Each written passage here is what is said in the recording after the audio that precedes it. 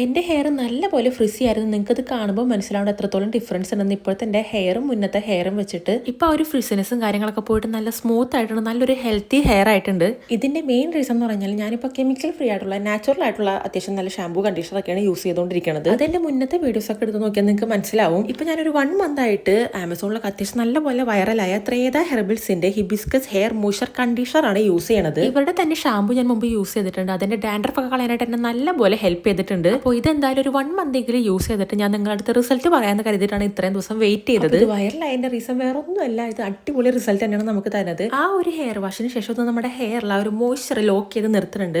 അതുകൊണ്ട് തന്നെ നമ്മുടെ ഹെയർ നല്ല ഫ്രീ ആണ്, സ്മൂത്ത് ആണ്, അടിപൊളിയായിട്ട് കിടക്കുകയും ചെയ്യും. അതുപോലെ തന്നെ നമ്മുടെ ഹെയർ ഡാമേജ് കാര്യങ്ങളൊക്കെ മാറ്റി നല്ല ഹെൽത്തി ഹെയർ തന്നെ നമുക്ക് തരുന്നുണ്ട്. ഒരിക്കലും ഒരു പ്രൊമോഷൻ വീഡിയോ കാര്യങ്ങളൊന്നും അല്ല, ഇത് എൻ്റെ കയ്യിലെ കാശ് കൊടുത്ത് തന്നെ വാങ്ങിയ സാധനമാണ്.